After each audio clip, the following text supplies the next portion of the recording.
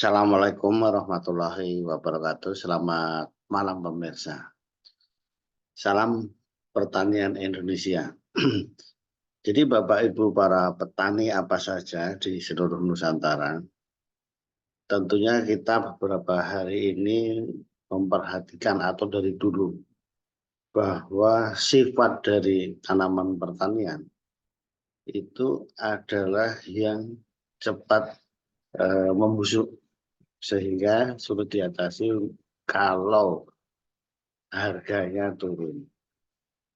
Beberapa waktu yang lalu banyak berita menyebutkan bahwa panen tanaman pepaya tidak laku karena eh, meskipun itu dibutuhkan ya, itu kalau oversupply apanya sangat banyak di lapangan, harganya kadang menjadi turun dan tidak laku, bahkan tidak laku.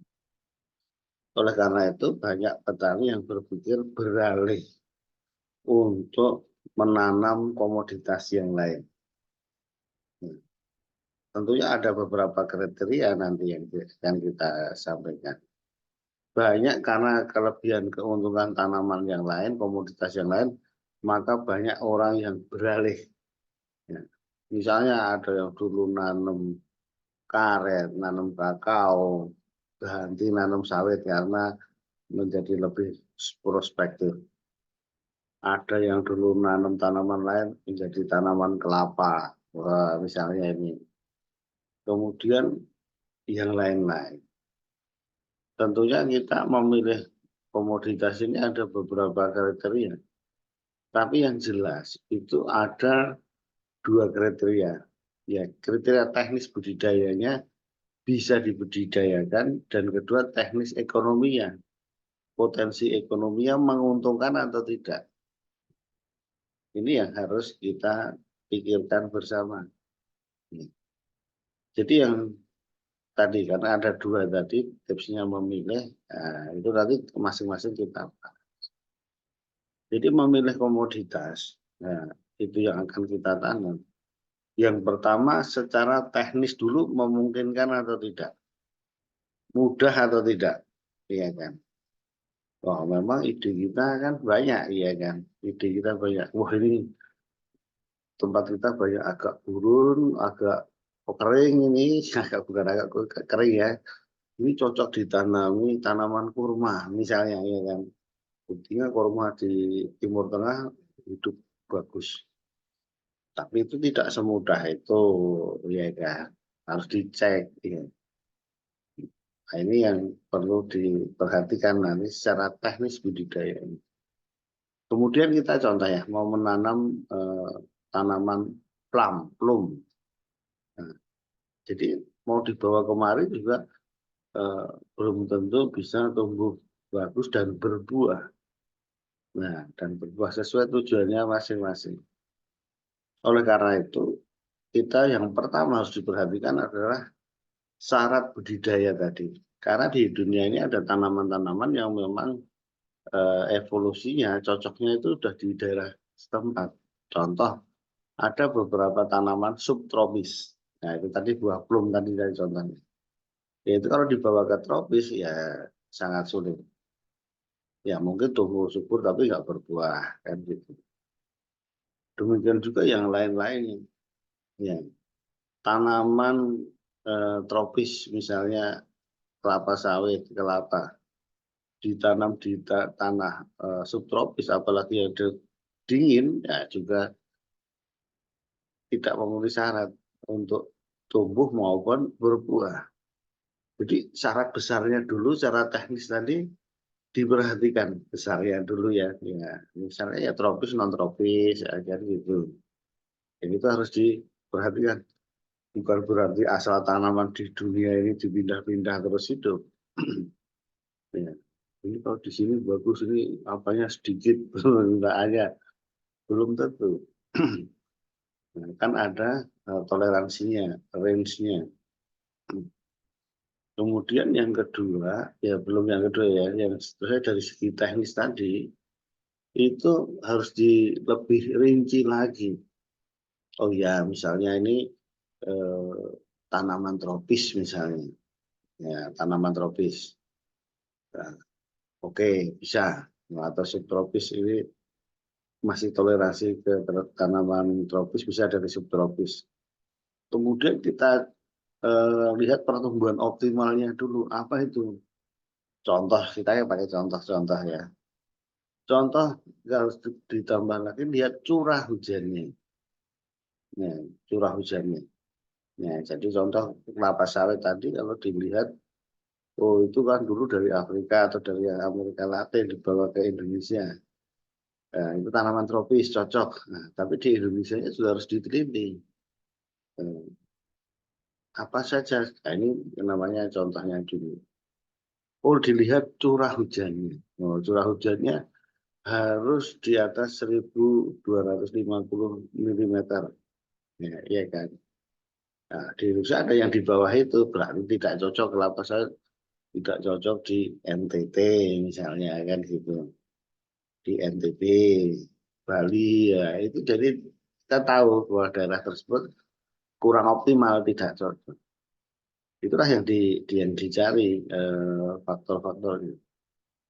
Yang kedua, meskipun cocok di daerah curah hujannya, misalnya di daerah mana ya, Sumut misalnya, itu sangat cocok dari curah hujan. Tapi di beberapa daerah, solumnya kedalaman tanah yang subur itu sangat tipis. Kita cek ternyata cuma 20 cm misalnya, ya nggak cocok karena bawahnya padas. Nah Nah, itu salah satu dari segi teknis harus diteliti. Ini baru dua yang bicarakan curah hujan sama solum. Belum lagi nanti pH-nya, belum lagi yang lain-lain. Sehingga lahan tersebut bisa kita nilai eh, kelayakannya, visibilitasnya untuk ditanam secara teknis dulu. Jika di daerah tersebut secara teknis sudah dapat dikatakan bisa tumbuh dan cocok, baru memilih secara ekonomi komoditasnya. Ini tipsnya di bawah ini. Nah, tentunya memilih tanaman ini juga tidak mudah, tidak mudah. Yang bagus adalah yang hasilnya cepat dan tinggi. Dan hasilnya cepat dan tinggi. Nah, apa itu? Coba kita pikirkan. Kalau menurut saya, yang pertama adalah kelapa. Misalnya kelapa kopior yang mempunyai nilai ekonomi tinggi.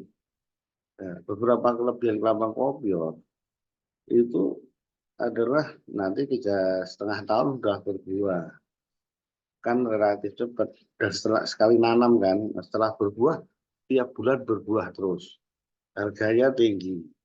Satu butir kelapa 30.000. Nah ini kan nilai ekonominya tinggi, ini bisa menjadi calon yang ditanam. Pak, tempat kami yang bagus aren, silahkan. Tempat kami hitungannya begini gini panennya 5 tahun 6 tahun ya, mundur sedikit ya. Karena masing-masing mempunyai plus dan minus itu tadi biasanya. Pak, tempat kami durian lebih bagus, montong ataupun musangking 1 hektar, wah, nanti kalau udah tahun ke-6 bisa ratusan juta ya. Tapi waktunya agak lama mundur. Contoh itu durian. Pak, tempat kami setelah yang teknis tadi cocok, vanili kering bisa 3 juta Pak. Oke, bagus. Tapi harus ngawinkannya jam 9 pagi, harus dilatih dulu. Pak, tempat kami cocok ke alpukat. Nah, gitu. Tempat kami kelengkeng. Nah, kemudian Pak, tempat kami karena dataran tinggi, setelah teknis dan cocok tadi Pak, lebih bagus tanam kentang misalnya. Tempat kami tinggi tadi, cocok stroberi. Nah, tambahan tipsnya lagi adalah sudah dikuasai pasar ini. Karena tadi kan kalau tidak dikuasai pasarnya, rata-rata menanam itu lebih mudah. Nah, relatif mudah nanam pepaya begini produksinya tinggi karena tidak menguasai pasar, harganya jatuh sampai nggak laku. Kan begitu. Nah, jadi urut-urutannya ya tips tadi itu memilih komoditas adalah sebenarnya yang pertama adalah secara garis besar bisa ditanam kultur teknisnya, kemudian di teknis di dalamnya ada curah hujan, kedalaman tanah, pH dan sebagainya.